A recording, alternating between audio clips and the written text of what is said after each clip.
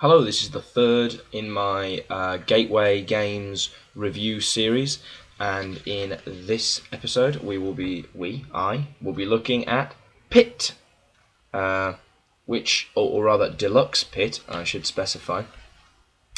Pit is a game for, well, I mean technically I suppose you could play it with three, but really you want at least four, and ideally it can go even higher than that. It can handle, I believe it's up to 7 or 8 players. Pit is a simple game at its core. You have sets of 9 cards, 9 of the same cards. So these are like oranges, coffee, wheat, soy, beans, exciting things like that. So you've got 9 of each kind. You have as many kinds as there are players. So if you're playing in a 5-player game, you'll have 5 different types of goods. So that's 45 cards. You shuffle them up, you deal them out. Every player gets 9 cards. People have a quick moment to look at their cards, and then play begins. In a free, no turn order or etiquette really, you look at your hand and you look for sets of the same card. The objective is to get 9 of the same. Of course, you won't have this at the start. So let's say you've got 2 oranges in your hand, and you've got 5 sugar. So you're going to be aiming for sugar. So you take your 2 oranges, you put them face down on the table, and you say, I've got 2, who wants 2? Somebody else at the table who's got 2 goods that they don't want will go, I'll take 2. The cards are swapped, you add them to your hand. It could be the sugar you're looking for, it could be something useless, it could even be it could be 2 more oranges that you've just swapped. I've got 1, I've got 3, I've got 4. Goes around the table, quick. When someone's got 9 of the kind, bing! They hit the bell in the middle of the table, round over. There are a couple of additional rules with a bull and a bear card that add in penalties or rewards, and if you want, you can play. I mean, the game is designed to be played with points. Every different good has a point at the top of it, so if you get 9 of that kind, that's how many points you'll score. But that's not really essential. So, going through the pyramid of importance with gateway games. First of all, the time. Pit is probably the shortest game I've ever encountered. The actual rounds themselves, I've got 2, I've got 3, I've got... Bing! Will last between 1 minute and 2 minutes. It is one of the shortest games possible. Now, if you play the round structures, if you play like continuous rounds to score points, of course it can go longer. It can go as long as you like. Usually we'll either play we'll play like a set number of rounds. We'll play 6 rounds. So you're looking at 12, 15 minutes with shuffling. There's almost no setup time. It's basically just getting the deck of cards and making sure there are as many different types of goods as there are players, shuffling them up and deal them out. It is quick. That is one of this game's finest qualities. It's speed. In the idea, similarly on the bottom level of the gateway pyramid, the idea of can new people and experienced people play? Yes, they can. It can take a new player a round or 2 to get used to just the blistering speed and the free flow nature of the game. And in fact, this does give a veteran an advantage, but at the same time, having veterans in a game with new people is really helpful because they can they can give a good example of the way that this game is supposed to be played. You've got to brandish your things the most, and you've got to sell yourself out there. There's no point sitting there being nice and doing that. I've got 2, I've got 3. Change. Oh, rubbish. I need 4. Who's got 4? You need somebody who's going to do that in the game, and in fact, it's usually better if there are 2 people doing this, 2 veterans, because these 2 will latch onto each other quickly and set a good example for everyone else. And because the rounds are so quick, it doesn't really matter if veteran players win the first couple of games. And in fact, this game, it is a bunch of cards in your hand. You don't know what you're trading for. I mean, technically, you could watch people, but generally, you don't know what you're trading for. You can try and make the best tactical decisions possible, but there is a heavy amount of luck in this game, and that really gives new players, that extra in. So I think this is a good game to mix veterans and new players together. The theme of this game is flat and barely involved. Your stock traders trying to get one of the same thing.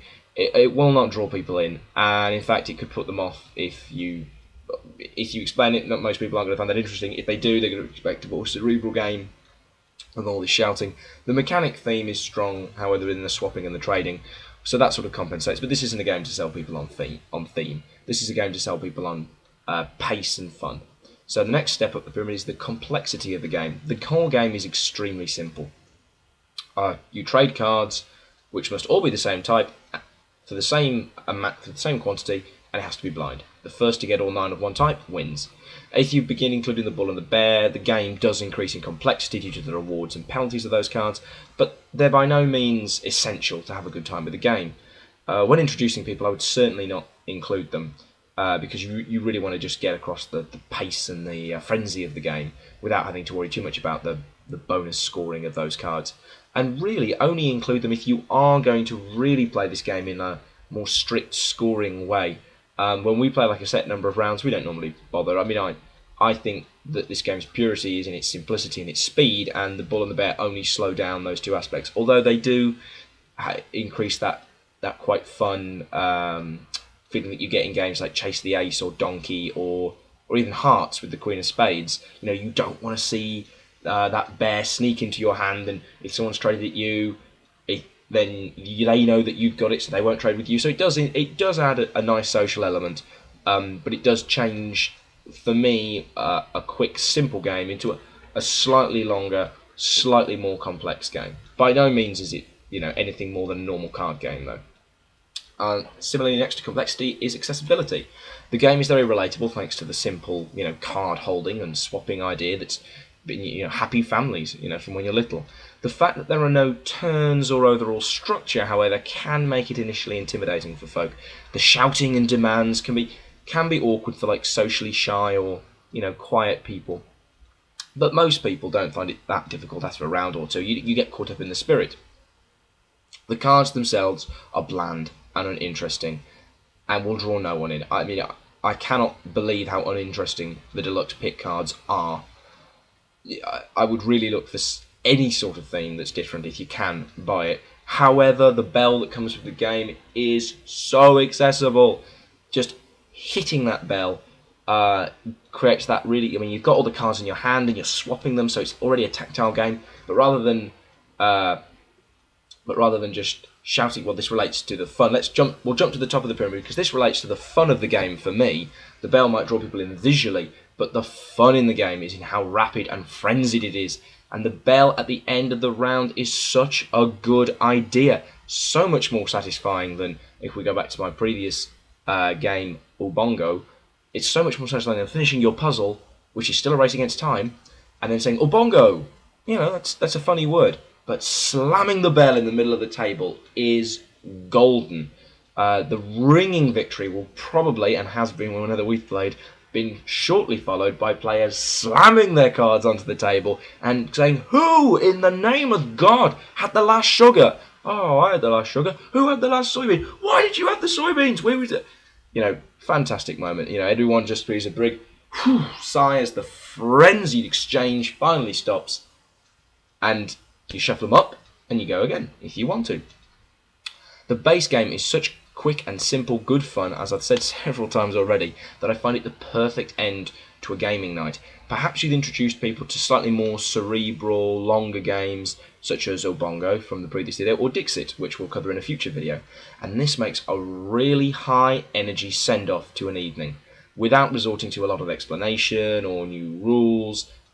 You'll play a few rounds of this, call it a night, and everyone will go out on a high. Really, this game is so much more than it appears, and so much better than the hideous cards suggest. I would say that it's a cheap addition to any game collection as well.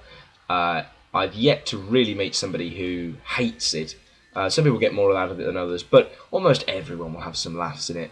And it is the quickest to fun ratio that you can find. It is very fast, very fun, just the right amount of luck. I'd really recommend Deluxe Pit, even if it looks horrible. But get Deluxe Pit, get the one with the bell. It's a big benefit.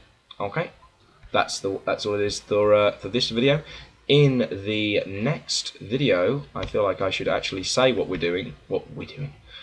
I'm doing next. After Pit, which was frantic play and quick, we're going to look at another gateway game, Apples to Apples, which is quick but rather than frantic, it's word-based.